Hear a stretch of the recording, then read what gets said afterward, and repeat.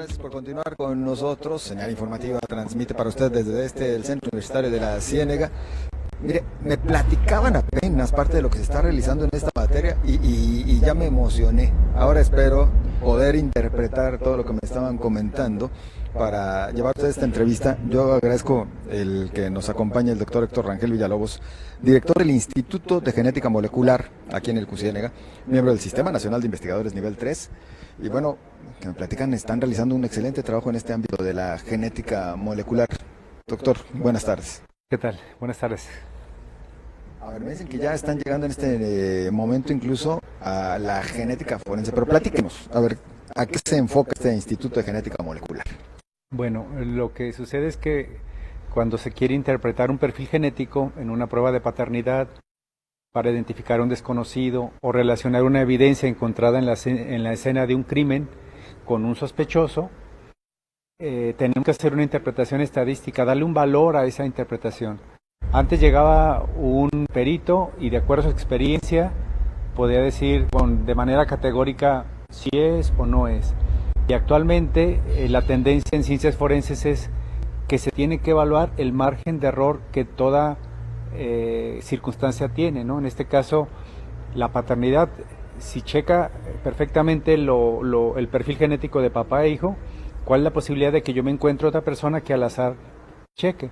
Por menos que sea esa probabilidad, se tiene que estimar. ¿Existe la probabilidad de que empate mi perfil genético con otra persona sin que sea mi pariente? Exacto, puede ser mínima, de uno en varios millones de personas, que es el resultado que se llega a obtener en estas pruebas, pero hay que estimarlo, hay que darle al juez esa probabilidad o esa incertidumbre que existe de cualquier estimación, porque no digamos que no es perfecto.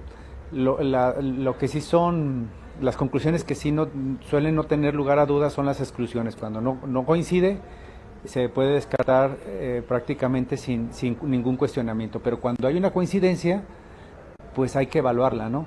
Y entonces la labor del Instituto de Genética Forense durante estos 20 años ha sido generar bases de datos de la población mexicana, donde nosotros vemos la variabilidad de nuestra población, estimamos frecuencias, y ya los peritos en las procuradurías o fiscalías utilizan esa información para calcular esa incertidumbre en las estimaciones de una coincidencia al azar. Es decir, digamos como un ejemplo burdo, pero que nos permite entender la idea.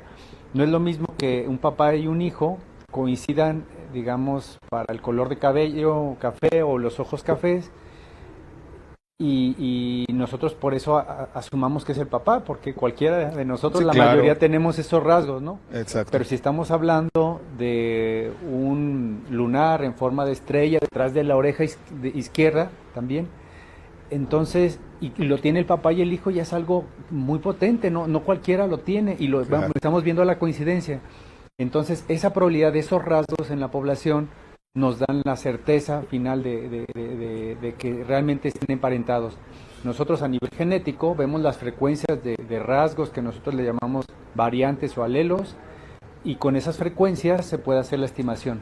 Hablamos entonces de que a nivel nacional se está formando este banco de datos genéticos. Así es, se ha generado ya desde que iniciaron estas pruebas en el mundo, y sobre todo con los sistemas genéticos comerciales, que son los que utilizan las procuradurías, las fiscalías, y prácticamente los kits son los mismos en todo el mundo, pero vemos que los rasgos no son iguales en todo el mundo. O sea, el ser güero y de ojos azules, si vas a Finlandia, el 90% claro, son, todos. Pero aquí no. Entonces, por eso se tiene que caracterizar a la población para hacer esa evaluación estadística de la evidencia genética en el contexto de un caso legal o algo así. ¿Hasta dónde nos puede llevar la genética molecular? Es decir, en términos prácticos, ¿para qué nos sirve ya y nos puede servir? Pues, digo, en un inicio esto fue como revolucionario, porque pruebas como las huellas digitales o dactilares, incluso simplemente lo que decía un testigo, que él fue, aunque lo haya visto a 50 metros y no esté bien de la vista, pero era muy potente la evidencia de un testigo, ¿no? Cuando se ha demostrado que hay un margen de error muy grande. Entonces, cuando llegó la prueba de ADN, ya utilizamos un rasgo biológico, que es nuestro material genético, y entonces empezamos a ver que esas pruebas o casos que habían quedado en el olvido, pues se volvieron, que no se podían resolver, ahora se resuelven, ¿no? Por algo minúsculo, que puede ser una mancha pequeña, que inclusive actualmente, ya tocando este micrófono, se puede tratar de obtener el ADN de las células que se descaman. Exacto. Y obtener un perfil genético. Entonces nos está llevando a niveles de sensibilidad que antes no teníamos. Entonces no es nada más cosa de las series que vemos en la televisión, doctor, todo esto es real. Sí, se está desarrollando. Ya hay una empresa en Estados Unidos que, por ejemplo, ofrece no nada más un perfil genético, sino inferir el fenotipo del individuo, más o menos rasgos de su cara, la raza, el color de piel, la parte de la estatura. Hacia allá vamos. A nivel científico, no comercial, esto se está dando con un poquito más de cautela, pero ya hay una empresa en Estados Unidos que ofrece ese servicio y ha permitido, cuando ves las fotografías, pues más o menos vincular a una persona desaparecida o al culpable de un asesinato. O sea, sí ha sido útil, o se ha demostrado que ha sido útil en casos reales. Hablando muy en lo local, lo que aquí se está realizando en estos momentos, se está aprovechando por parte de las autoridades en los momentos en los que nos encontramos en Jalisco y en todo México, doctor, para poder pues, identificar cantidad importante de personas. O sea, la técnica yo creo que está muy bien estandarizada, porque son kits que es como recetas de cocina, donde tú haces una mezcla y un equipo donde pones los reactivos, y la obtención de perfiles genéticos no ha sido el problema. Muchas veces el problema creo que va un poquito más en cuanto a la organización, ¿no? Uno de los problemas que yo he notado debido a la interacción que tengo con fiscalías de todo el país es un poco la organización. Uno de los pasos más importantes para utilizar esta tecnología ha sido intercambiar los perfiles genéticos de diferentes estados. Por ejemplo, si aquí sucede un asesinato o una violación, saber que el perfil genético del que hizo la violación es el mismo que el que la hizo en Michoacán o incluso en Chihuahua. Y eso se puede hacer si hay sistemas informáticos para intercambiar la información. O sea, es cuestión de organizarse. Pero no los hay hoy en día. Entonces, este intercambio de información no los hay. Entonces, estamos muy cerca de Michoacán, pero si aquí sucede un asesinato y tenemos el perfil genético del violador y allá sucede otro, no hay una organización, un sistema que nos permita saber que ese individuo que está aquí a 30 minutos en Michoacán es el mismo que el que hizo un delito aquí en Ocotlán. Esa organización es lo que hace falta a nivel nacional. Entonces tenemos la técnica, tenemos, digamos, las herramientas básicas, pero nos falta la coordinación. Sí, por ejemplo, obtenemos la evidencia y donde decimos, mira, aquí tengo el perfil del violador, pero si no tienes ningún acusado, ningún sospechoso, ningún detenido para poder vincularlo con la evidencia, pues el perfil te quedó perfecto, pero no tienes con quién contrastarlo para poder vincular y dar pues, tratar de resolver finalmente el caso, ¿no? La técnica creo que aquí no es mucho problema ya. Es caro.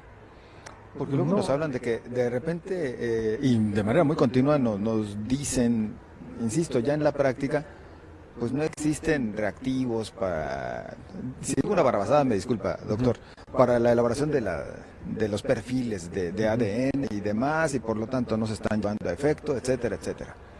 Pues sobre todo que en una fiscalía pues se analizan miles de perfiles, ¿no? Incluso puede suceder que para un caso, si no existe también la organización interna, pues un ministerio público puede pedir que se analicen, no sé, 50 evidencias, cuando a veces no es necesario. Entonces esa organización también de que, a ver, analícenme, sáquenme perfil genético a todo esto, eso puede encarecer demasiado el proceso, ¿no? Pero hay veces que sí es necesario. Me acordé de un caso muy interesante en Chihuahua, donde una niña fue violada y quemada en un tambo. Entonces el único sospechoso era una persona que vivía sola, una persona mayor que vivía sola en una casa, y no encontraron nada en su domicilio. Entonces y sacaron todo lo que pudieron de ahí y analizaron muchísima evidencia, no sé, 50 restos, y cada una se tiene que categorizar, rotular y todo. Pero lo importante es de que una de esas 50 o 100, no sé, evidencia, no sé, fue bastante trabajo, pero un cabello que tenía una mancha de la niña que fue asesinada estaba ahí en la casa de ese señor. Con eso se le pudo vincular al caso y se le culpabilizó, ¿no? Ahí no se desperdició toda esa evidencia, pero desgraciadamente no siempre existe el criterio para poder pedir, digamos, que se analice nada más lo que se necesita para no desperdiciar recursos en casos donde sí va a ser útil. ¿Qué tanto se están interesando nuestras nuevas generaciones en aprender en este ámbito? ¿Qué tan socorrido es? Pues aquí tenemos una carrera de QFB y sí realmente les interesa. Es una de las áreas optativas incluso de nuestra carrera, terminando digamos la formación básica, después de biología molecular y genética, pueden tomar esta área de genética forense y bueno, hay mucha gente interesada, sí tiene cierta popularidad. Bueno, doctor, pues agradecidos por esta charla. Muy amable. Usted muy amable, gracias. Reto Universitaria, 25 años en la Ciénega de Jalisco. Comunidad que crece, avanza y se consolida.